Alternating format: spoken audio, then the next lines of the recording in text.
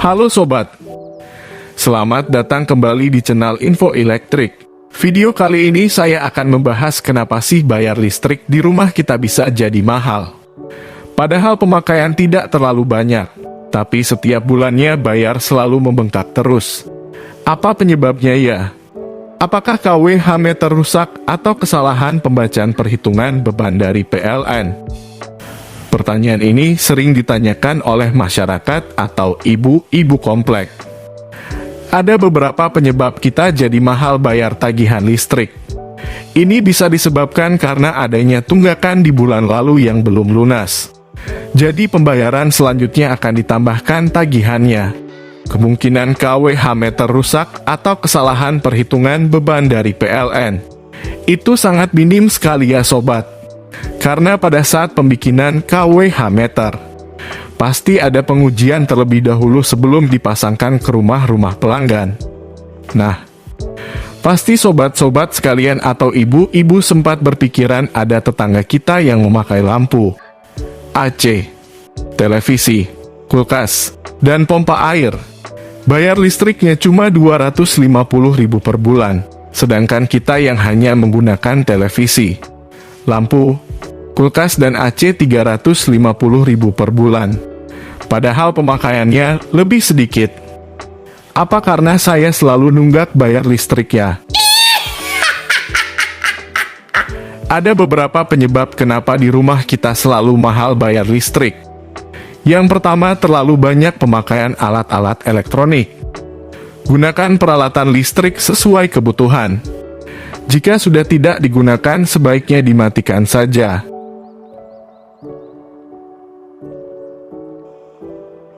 Penyebab kedua, ada arus bocor di instalasi rumah kita. Tentu ini sangat mempengaruhi pada KWH meter. Walaupun peralatan elektronik dan lampu-lampu sudah dimatikan semua, maka arus akan tetap mengalir. Dikarenakan ada arus yang bocor pada instalasi rumah kita. Nah, ini adalah jenis peralatan elektronik yang seringkali dibiarkan menyala. Seperti lampu, kipas angin, charger HP, dan televisi akan menyebabkan arus tetap mengalir. Memang daya dari peralatan elektronik tersebut rendah. Namun jika dibiarkan terus-menerus maka daya yang dihasilkan akan tinggi sehingga tagihan listrik akan mahal. Yang dimaksud dari arus bocor adalah KWH meter akan tetap bekerja, walaupun tidak ada pemakaian elektronik yang menyala. Nah, wajar dong, bayar tagihan jadi mahal. Jika tidak ada pemakaian pun akan tetap ada beban yang terbaca di KWH meter. Dan bahayanya arus bocor bisa membuat peralatan elektronik jadi nyetrum saat dipegang. Tentu ini akan membahayakan jika tidak tahu ada arus bocor yang mengalir di instalasi rumah kita. Ada beberapa hal yang menyebabkan arus jadi bocor. Jika dibiarkan, ini akan menjadi masalah terhadap komponen elektronik yang ada di rumah kita, dan juga akan bikin tagihan jadi mahal. Seperti adanya kabel sambungan yang longgar pada TDUS. Jika dibiarkan, dapat menimbulkan arus bocor. Bahkan bisa jadi akan ada percikan api yang bisa menyebabkan terjadinya kebakaran. Nah, pada gambar sebelah kiri ini adalah contoh sambungan kabel yang longgar. Bahayanya jika sambungannya seperti ini, akan menimbulkan percikan-percikan yang membuat arus tetap mengalir. Walaupun semua peralatan elektronik sudah dimatikan, sambungan seperti ini juga bisa menyebabkan konsleting pada rangkaian listrik. Upayakan pada saat penyambungan kabel listrik harus dengan sambungan yang kuat, agar aman, seperti pada contoh gambar yang ada di sebelah kanan. Menjaga keamanan kabel listrik tentu perlu dilakukan agar memastikan keamanan Anda bersama dengan penghuni rumah lainnya.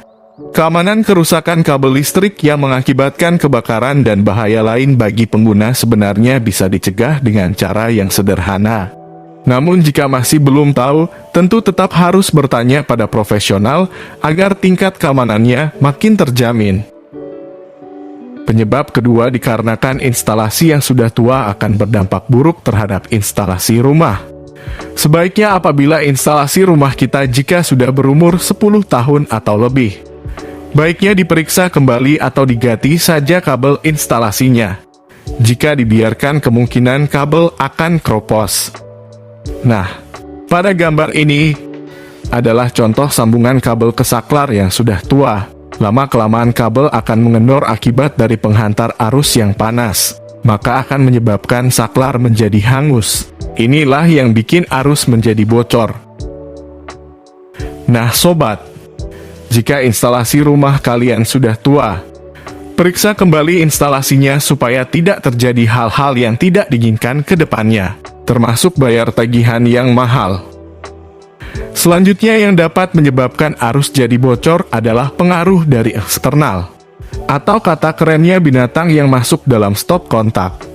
Ini sering terjadi pada colokan-colokan listrik.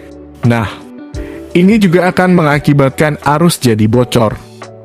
Bisa dilihat di gambar ini. Hewan-hewan yang kurang kerjaan seperti inilah yang mengakibatkan arus juga menjadi bocor.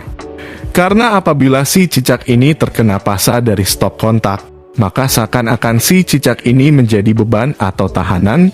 Nah, jika pasa mengenai cicak ini, maka akan otomatis arus menjadi bocornya.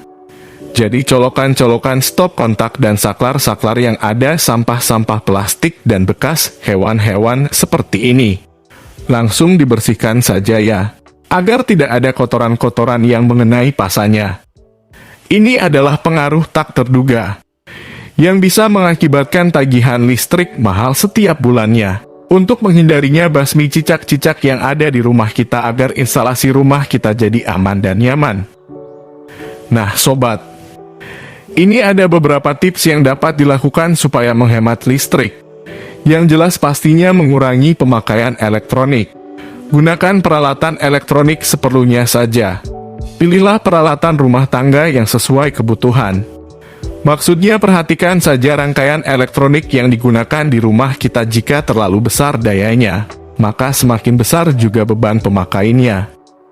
Gunakan alat-alat listrik secara bergantian termasuk salah satu cara untuk menghemat beban listrik juga. Karena jika dinyalakan secara bersamaan, pasti akan mengeluarkan beban yang besar pula. Setiap peralatan elektronik memiliki daya yang berbeda-beda ya.